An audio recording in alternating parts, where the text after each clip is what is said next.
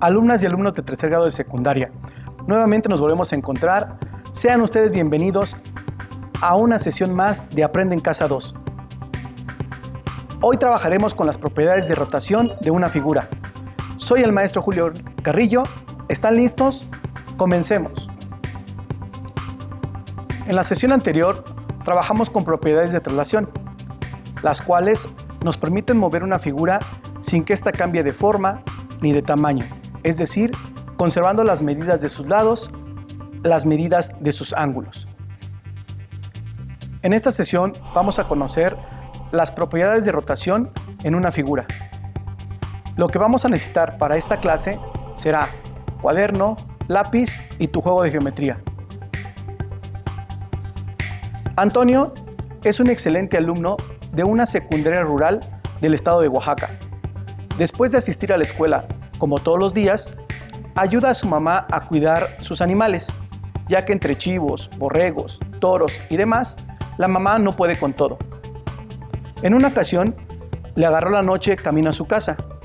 En ese momento, Antonio se preguntó, ¿cómo se produce el ciclo del día y la noche?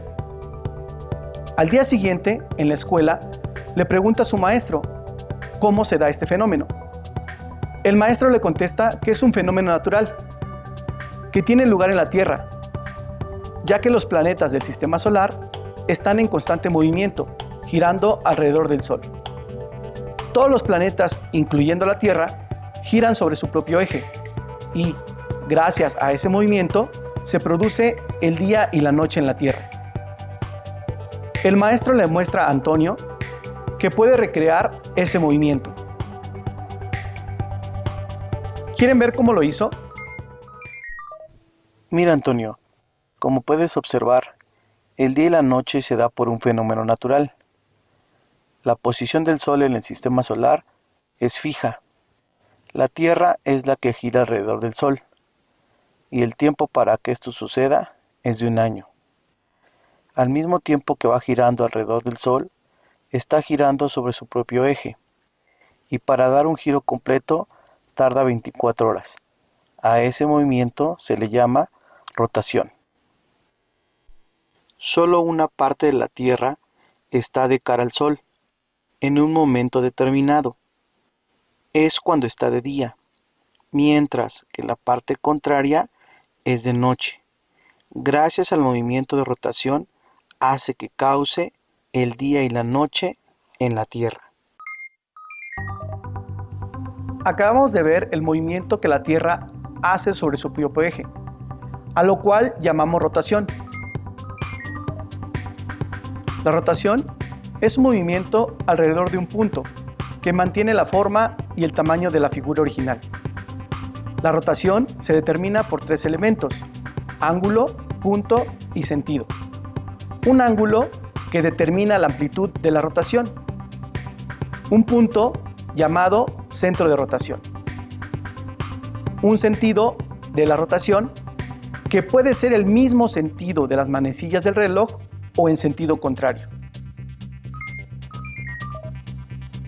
Ya vimos lo que significa la rotación y cuáles son sus propiedades. ¿Podrían imaginar dónde utilizan la rotación en la vida cotidiana? Escriban en su cuaderno 2 ejemplos donde consideren que usan la rotación. Es importante escribir lo primero que se les venga a la mente. Ya vimos un ejemplo con el caso de Antonio. ¿Lo tienen? A mí se me ocurre un reguilete de un niño al moverse con el aire, las llantas de un automóvil cuando va en movimiento, la hélice de un helicóptero.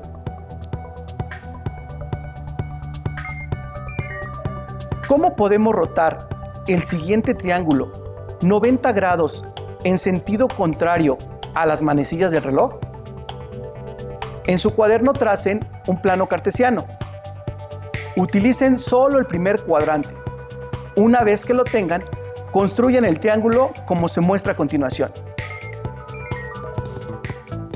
Primero deben observar cuáles son las coordenadas de cada vértice que forman al triángulo. Recuerden que para ubicar cada vértice en el plano cartesiano, se debe ver la intersección entre el valor de X con el valor de Y. ¿Los tienen? Efectivamente, las coordenadas del vértice A son 8 positivo y 2 positivo. Las coordenadas del vértice B son 12 positivo y 2 positivo. Y las del punto C son 12 positivo y 10 positivo. Recordemos que al estar trabajando el primer cuadrante del plano cartesiano, todos los valores, tanto de las abscisas como de las ordenadas, serán positivos. Ahora bien, vamos a rotar la figura respecto al punto A 90 grados en sentido contrario a las manecillas del reloj. ¿Hacia dónde girará el triángulo? ¿Lograron visualizarlo? Bien, realicen la rotación. Como pueden observar, la figura hizo un giro de 90 grados en sentido contrario a las manecillas del reloj. Pero el triángulo sigue siendo el mismo. Conserva la medida de sus lados, la medida de sus ángulos y tiene el mismo tamaño. Al hacer la rotación, solo cambió de posición. Vamos a ver cuáles son sus nuevas coordenadas para el vértice A'. Se conserva la posición ya que este fue el punto que utilizamos para rotar. Sus coordenadas son 8 positivo y 2 positivo. Para el vértice B', ahora son 8 positivo y 6 positivo. Y para el vértice C', sus coordenadas son 0 y 6 positivo. Ahora vamos a rotar el triángulo de su posición actual. 105 grados en sentido contrario a las manecillas del reloj. De igual manera, tomando al vértice A' como centro de rotación. ¿Cómo se vería la figura? Vamos a realizarlo. ¿Se parece a la que ustedes construyeron? Como pueden observar, cuando hacemos la rotación, debemos tener en cuenta sus propiedades, es decir, el ángulo, el cual determina la amplitud de la rotación. Para este caso fue de 105 grados. El centro de la rotación para esta figura fue el vértice A'. Y así como el sentido hacia dónde será la rotación, para este ejercicio fue el sentido contrario a las manecillas del reloj. Hagamos un reto. Vuelvan a rotar el triángulo, pero ahora 60 grados en sentido contrario a las manecillas del reloj, tomando como posición al punto A'. Estoy seguro de que esa figura quedará espectacular. ¿Cómo vamos hasta aquí? A continuación, les presentaré algunas situaciones que resolveremos juntos para conocer más de este tema. Veamos. Situación 1. Mi prima Yasmín, que le gusta viajar por el mundo, visitó la Plaza de los Milagros en Pisa, Italia, para conocer una de las 7 maravillas del mundo moderno. Exactamente, estamos hablando de la Torre Inclinada de Pisa. ¿Sabías que la Torre de Pisa se comenzó a construir en el año de 1173? Y que cuando el tercer aro o círculo fue construido, el edificio comenzó a inclinarse debido a la estructura del peso en las bases. Esa fue la razón principal por la cual interrumpieron la construcción y luego continuaron en el año de 1275. Esta torre mide 55.86 metros de altura. La Torre de Pisa tiene 3.97 grados de inclinación. ¿Podrían realizar una simulación de la inclinación de esta torre? ¿Cómo se les ocurre realizarlo? Trata de plasmarlo en tu cuaderno. Yo voy a utilizar el plano cartesiano para hacer la simulación. Vamos a construirlo juntos. Los pasos para hacer la simulación son los siguientes. Para comenzar, tracen un plano cartesiano y dibujen un rectángulo lo más parecido como se muestra en la imagen. Esta será nuestra torre de Pisa. El eje de las abscisas simulará el suelo. La parte que está por debajo del eje será los cimientos de la torre. Hasta aquí, ¿vamos bien? ¿Recuerdan hacia dónde se encuentra la inclinación de la torre?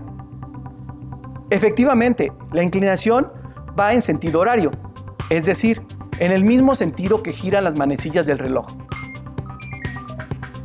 Ahora bien, sabemos que la torre de Pisa tiene una inclinación de 3.97 grados. Vamos a tomar como centro de rotación al vértice D.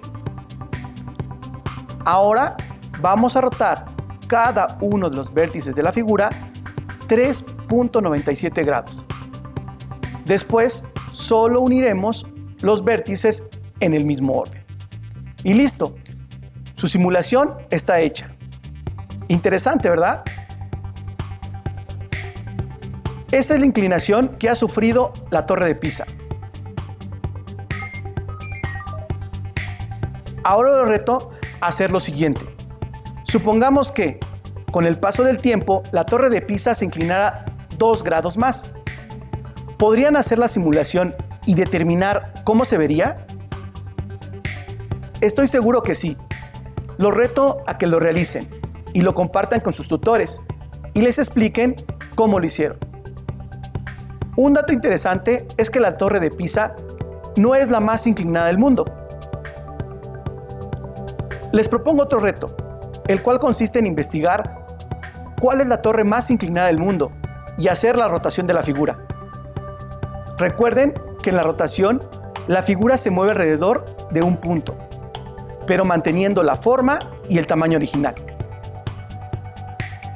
Situación 2. Don Roberto es un albañil y lo contrataron para poner el piso del Palacio Municipal de su pueblo. Le recomendaron poner adoquines con 2 figuras diferentes. Él decidió utilizar hexágonos, pero le falta otra figura para poder rellenar el plano. ¿Qué otra figura podría utilizar?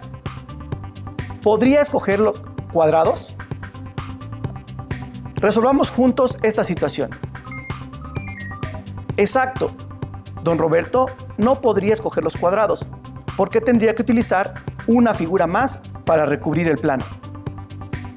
Después de un tiempo, se dio cuenta que las 2 figuras a utilizar eran hexágonos y triángulos equiláteros. Si don Roberto coloca el primer triángulo en la parte superior del hexágono y desea que el giro sea a la izquierda, ¿cuántos grados tendría que rotar el triángulo KLM? ¿Cuál sería el sentido si se toma como centro al vértice K? Correcto. El triángulo tendría que rotar 180 grados y el sentido sería contrario a las manecillas del reloj. En su cuaderno, tracen el hexágono y el triángulo equilátero en la parte superior, junto con la rotación que acabamos de hacer, tal cual lo hizo don Roberto. Ahora les toca a ustedes trasladar el triángulo KLM, pero hacia el lado derecho. ¿Cuál sería el vértice que tomarías como centro de rotación? ¿Cuántos grados girará el triángulo? ¿Cuál es el sentido del giro? Correcto. En este caso, el vértice que tomarías como centro de rotación sería el vértice L. El ángulo de rotación sería 180 grados y en sentido horario, es decir, en sentido a las manecillas del reloj. Una vez que tengan los vértices, únanlos en orden para que se vaya formando el nuevo triángulo equilátero, y así sucesivamente. Les invito a que vayan cubriendo el plano para observar cómo le quedaría a don Roberto. ¿Cuántos triángulos equiláteros tendría que rotar alrededor de la figura? Efectivamente, Son 6 triángulos los que tendría que rotar alrededor de cada hexágono. Para que se den una pequeña idea, así es como tendría que ir llenando el plano. Una vez que lo terminen, no olviden compartirlo con sus tutores o hermanos. Quizás hasta podrían explicarles cómo lo hicieron. Veamos la siguiente situación. Situación 3. ¿Recuerdan cuando José le ayudó a su papá a buscar la manera de acomodar figuras de un juego que su papá jugaba? Donde el juego consistía en ir acomodando las figuras que van saliendo de tal manera que no queden espacios entre ellas, porque el objetivo del juego era ir formando líneas de manera horizontal. Si quisieran acomodar la siguiente figura, ¿cómo le harían para acomodar el cuadrilátero de tal manera que pudieran colocarlo en la parte punteada? ¿Lo harían rotar? ¿Hacia dónde sería el sentido de la rotación? Deben poner en práctica lo aprendido para poderlo realizar. Veamos. Tenemos un cuadrilátero. ¿Qué tal si lo nombramos el cuadrilátero ABCD? Para dar respuesta a las preguntas anteriores, diríamos que si tendríamos que rotar al cuadrilátero en el sentido contrario a las manecillas del reloj, aquí la situación sería ¿cuántos grados debe rotar? Si respondieron que 90 grados, están en lo correcto. ¿Qué vértice tomarías como eje de rotación? Muy bien, el vértice que tomarías como eje de rotación sería al D. Y ahora sí, la figura está lista para ser colocada.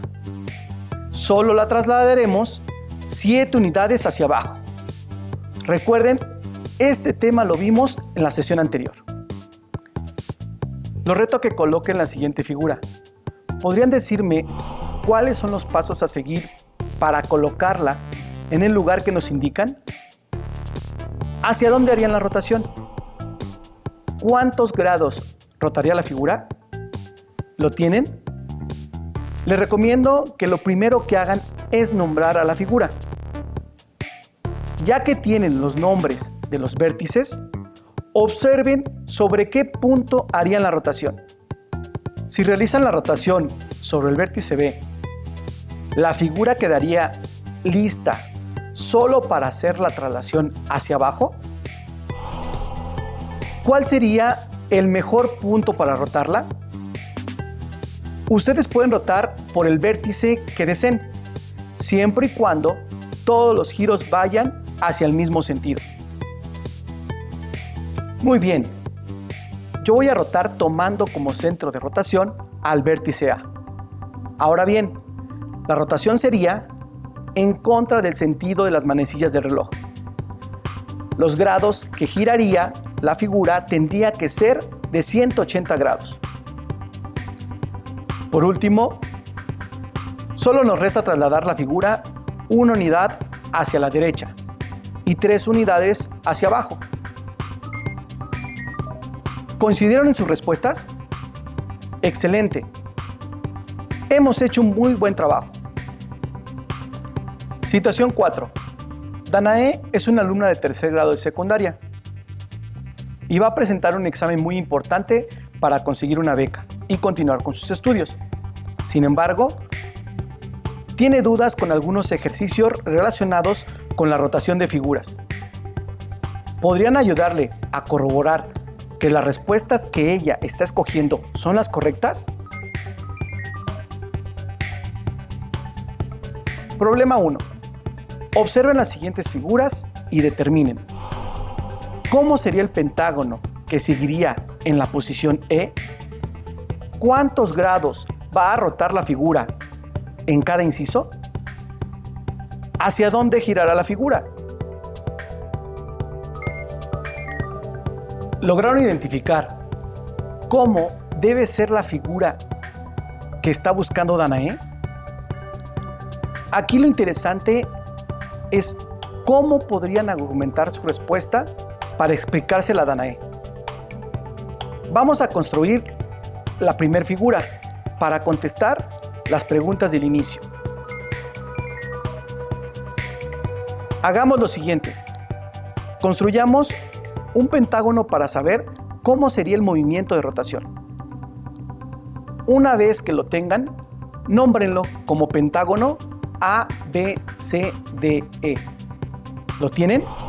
Ahora bien, ¿cuál sería el sentido de rotación para el pentágono? Fácil, ¿verdad? Sería en sentido horario, es decir, en el mismo sentido que giran las manecillas del reloj. ¿Qué vértice utilizarían para hacer rotar la figura? Correcto. Para rotar el pentágono A, B, C, D, E, tendrían que tomar como centro de rotación al vértice B. Ahora bien, ¿cuántos grados tendrían que rotar la figura? ¿Ustedes qué responderían? ¿Lo tienen? Correcto. Si tomamos como centro de rotación al vértice B, tendrían que girar 72 grados. Ahora, lo único que resta por hacer es rotar todos los puntos y obtendremos el pentágono A', B', C', D', E', que corresponden al pentágono del inciso B. Ya solo lo trasladaremos 3 unidades hacia la derecha. Lo que tendríamos que hacer a continuación es el mismo proceso, pero para obtener los siguientes pentágonos. Ahora sí, podrían explicarle a Danae que el pentágono que sigue después del inciso D sería la figura número 3. ¿Coincidieron con sus respuestas?